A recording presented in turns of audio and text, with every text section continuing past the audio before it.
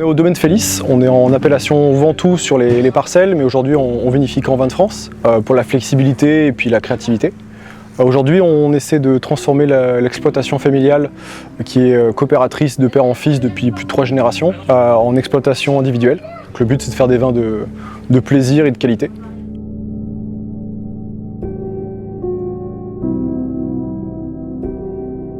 Avant de créer le domaine, j'ai fait un BTS viticulture œnologie, puis une licence pro à Suze-Larousse.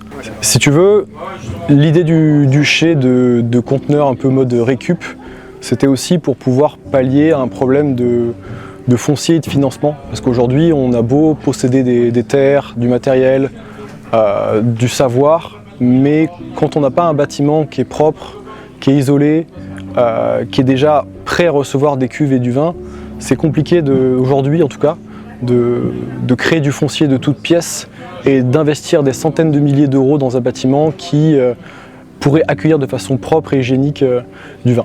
Donc l'idée du conteneur c'était d'une façon de s'investir mais pas trop, pour pas prendre trop de risques non plus dans un marché compliqué, pour faire le produit que j'ai envie de faire, un produit un peu accessible et qui fait plaisir aux gens, à la fois qui ne connaissent pas le vin et à la fois les gens qui nichent un peu des produits un peu spécifiques, de faire des produits de qualité avec finalement pas grand chose mais juste ce qu'il faut, quoi.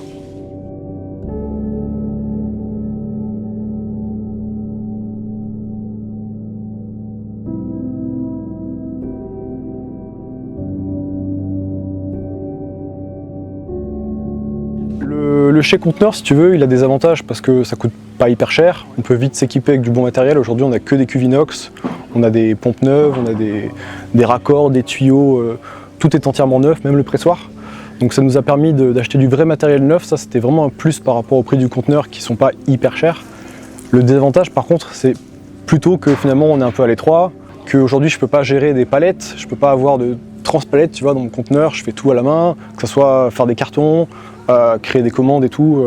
T'as pas vraiment la flexibilité d'un domaine qui va gerber une palette et puis va ranger des bouteilles d'un point A à un point B. Aujourd'hui, on a rajouté un second conteneur pour faciliter le stockage, sauf que le second conteneur, il a fallu des petites mains pour transvaser les bouteilles d'un point A à un point B, quoi. Je pense que ça peut être une idée qui peut se développer si on a envie de toucher un peu à tout, un peu si tu te sens de l'âme d'un débrouillard en mode je veux gérer un peu ça, puis ça, parce que je pense que c'est adapté vraiment à plein de choses, mais si on veut un truc clé en main, c'est pas vraiment idéal. L'idée de base c'était d'être un peu la porte d'entrée pour les gens qui ont envie de découvrir ce que c'est un vin un peu quali, bien travaillé, ou avec un peu de moyens, un peu de savoir-faire, mais qui n'a pas de prétention à être un jour le futur Rothschild du vin, tu vois.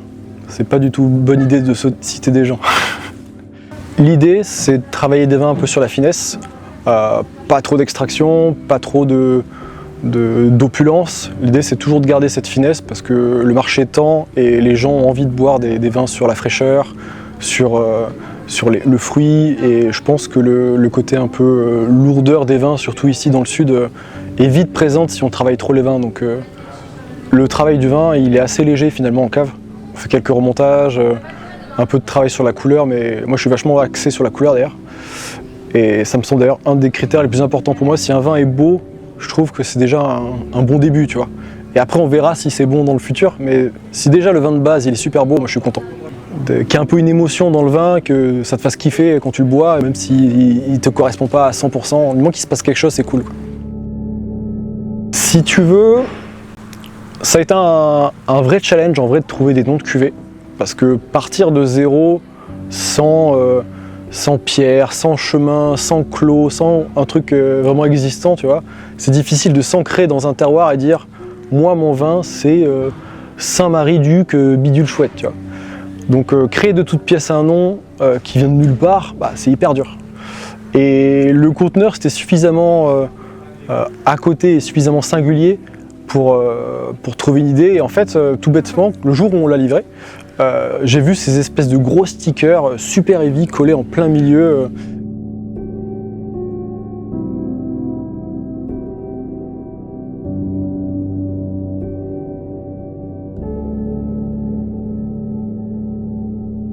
Pour l'anecdote, le jour où on nous a livré les palettes de bouteilles de vin, de matière sèche, On a dû les livrer devant le conteneur, là où c'était le plus plat possible parce qu'on n'a pas de sol vraiment plat devant. Et quand on a dû les ranger, on s'est posé la question comment on allait déplacer les palettes parce qu'on n'a pas de transpalette, on n'a rien. Et en fait, on a un petit transpalette de tracteur, mais c'est pas fait pour, donc c'était 1 heure vraiment de challenge en train de transpirer, à lever la palette petit à petit, petit à petit, petit à petit pour pouvoir la charger dans l'autre conteneur. Mais ça a été vraiment un moment un peu musclé pour essayer de ne pas casser de bouteille, quoi.